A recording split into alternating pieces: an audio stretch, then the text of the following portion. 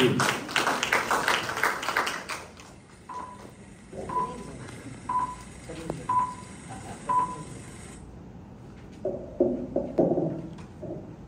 Ay, teka, isa pa. So, okay na subukan mo mag-mic. Kasi narinig na namin many times na walang mic. O, isa pa. Para start yung video.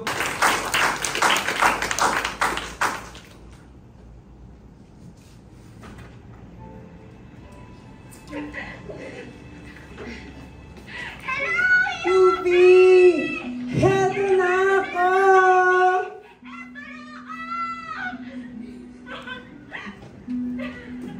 Kawawa naman. Ang gandang bata. Naloka na. Oo, narito na ako at we are present in this reality. At narito ako ngayon sa inyong harap at kung kanina ay si Kim Chiu ang main character, ako ang magiging main character sa susunod na 10 minuto. I am Matthew Pasinos from the College of Mass Communication, a BMAS major, at kaya naman ito ang aking katanungan. Paano kung tayo ay namumuhay sa isang teleserye? Pinaniwala tayo ng telebisyon, ng media, sa napakaraming posibilidad. Una dyan, sabi nila, pwede tayong magkaroon ng mga kapangyarihan mula sa batot diamante. Pwede daw tayong makahanap ng poging boss at maabot ang mga pangarap natin sa buhay kahit napakasamot-saring problema, basta't kapit, busy. At syempre, sabi rin daw ay delikado daw ang Nerf gun para sa mga buntis. At pwede daw mabuhay, mag-agaw buhay, mamatay, pero sa panaginip lamang at maging tila isang pusa na may siyam na buhay tulad ni Cardo Dalisay. Kaya naman hindi rin natin makakaila na sa panahon ngayon ang trend natin ay the Lulu is the Sululu. Kung saan pinaniwala tayo ng media na okay lang maging delusional. FYP check. Hindi ko alam kung FYP ko ba ito, pero dahil ako ang gumawa, makikita ninyo sa screen ang mga iba't ibang lumalabas minsan sa FYP natin. Tulad ng sabi daw, use this sound and he will message you at 3 a.m. At what if gusto ka niya pero nahihiya lang siya? At meron ding nauusong parang hashtag ngayon, ang hashtag hope. At masasabi natin na ang pagiging dululu ay coping mechanism. Our escape to the reality that is ahead of us and a response to the moments of weakness which in turn makes us stronger. At sa usapin ng resilience, napakalaki ng bahagi ng media dahil mapapansin natin na marami silang mga pinoportray na iba't ibang naratibo. Kaya masasabi natin the media romanticizes Filipino resilience. Tulad na lamang sa iba't ibang mga balitang napapansin natin tulad sa panahon ng bagyo kung saan mas pinapakita ang mga Pilipino na nakangiti dahil kaya daw nila umahon sa mga iba't ibang problema sa buhay basta lamang sila ay maging positibo. At kung iniisip niyong dilulo na kayo, at dilulo na tayo sa lagay na to, tandaan niyong meron pa rin naniniwala na may anak si Maine Mendoza at si Alvin. Ngunit with all the delusions and hopes which strengthens our minds and souls as Filipinos, we can mostly attribute them to our love for love teams. And yun nga, minsan kung ano nakikita natin sa media, ito ang nagiging agenda na pinapalaganap at mas pinaniniwalaan ng mga tao. Tulad na lamang sa TikTok kung saan there are currently more than 117 million posts tagged as #Delulu, kung saan most of this content is lighthearted, pero as soon as the message gets metaphysical, things start to get very weird indeed. So, hindi ba't napaka-weird nga na minsan ay mas alam pa ng TikTok kung anong emosyon natin at nadidiktahan tayo ng TikTok kung anong gusto nating maramdaman sa araw na iyon. Kaya kahit isang video lang ni Blessed B, ni Will Talks on Spotify, o kahit ni Mimia, asang-asa agad tayo. Yung kaduluhan natin ay hindi natin mapigilan at ganap na ganap tayo as the main character of our own life. Kaya naman, masasabi natin, the Lulu is the Sululu when reality is your remedy. Napakahalaga na reality check, the Lulu responsibly. The Lulu is the Sululu kung ang reality natin ang magiging katuwang natin sa pang-araw-araw.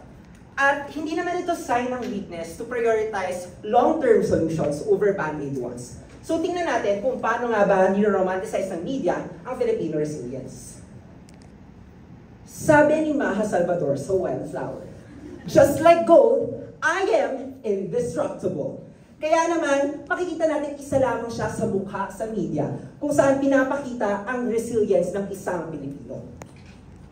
Tulad ng nabanggit natin kanina, Filipinos smile the typhoons away, making it possible for the nation to recover as one and find a sense of hope. Mapapansin din natin na mas pinofocus nga ng media yung mga kasiyahan ng mga Pilipino at nawawala na ang diskusyon tungkol sa accountability at ang konkretong solusyon upang solusyonan ang mga iba't ibang delubyo na dumadating sa ating bansa. Isa pa, ang faith and family. Ang faith and family, ang dalawa sa mga tema na lagi nating naririnig at napapanood sa media. Tulad na lamang sa Moving Four Sisters in a Wedding, sa Rewind, at sa Pepito Manaloto kung saan napakalakas ng family culture at ng faith or paniniwala sa isang God. At masasabi natin na itong dalawang ito ay isang major factor why Filipinos are resilient. Lalo na yung bahala na mentality na nagugat sa bathala na.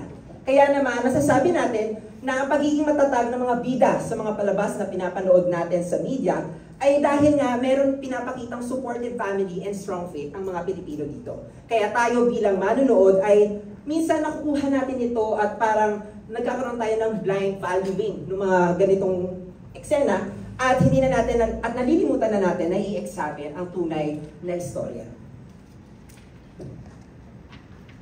Ang mundo ay isang malaking quiapo. Yan naman ang sabi sa No Other Woman noong 2011.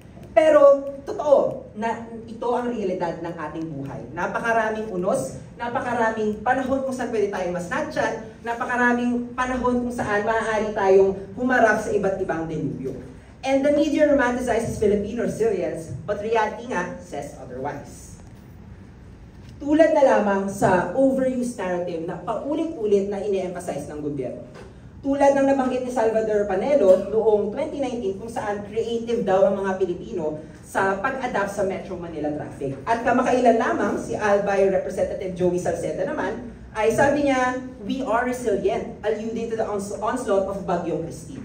At sabi naman ni Camarines Sur Rep. El Rey Villaforte in a radio show, sanay naman kami sa bagyo. So kitang-kita dito kung na ang gobyerno natin, mas binibigyan nilang halaga ang resilience, ang Filipino resilience, kaysa tugunan at magkaroon ng mga konkretong solusyon para dito.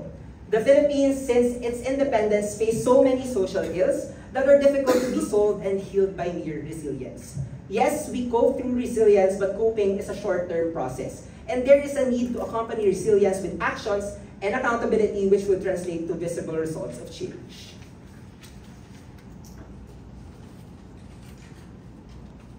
At hindi natin mahihiwalay ang Filipino resilience sa issue ng mental health.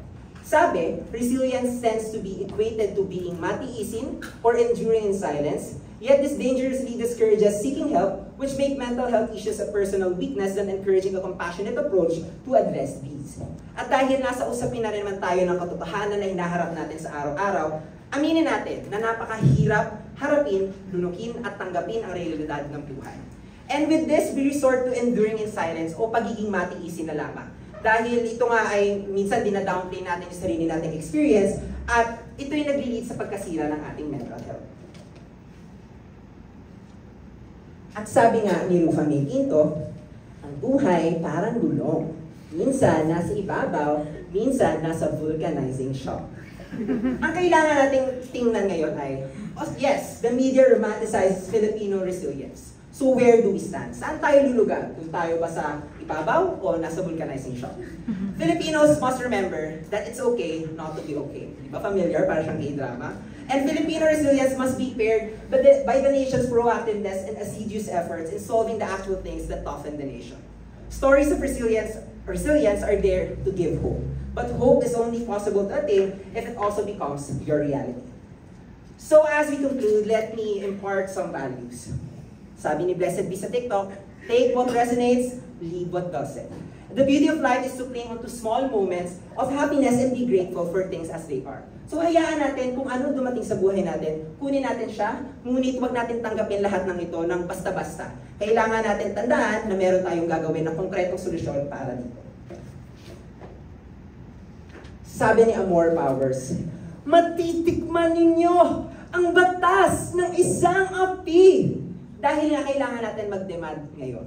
Filipino resilience is a calling to strengthen our social and political institutions as well. Because true resilience is manifested in conditions where being strong is an option and not the sole choice or forced necessity. And real change must occur so that the face of Filipino resilience becomes an empowered and fortunate image of a Filipino who lives in a conducive reality. And lastly, papunta pa lang tayo sa exciting part. Pursue your dream reality. Yes, napakapait ng buhay, napakadaming realidad na ating hinaharap sa araw-araw. But protect your dreamer heart and do not let life's challenges spoil it for you. Escape once in a while, okay lang tayo maging delusional for a bit. Pwede tayo magpakadelulu sa mga tao, sa mga bagay, sa mga iba't ibang danas natin sa ating buhay. But stay grounded back to the reality you are in by turning your delusions and aspirations into reality. Because again, delulu is the sululu when reality is your remedy. So take a step forward towards living your dream reality. Thank you very much.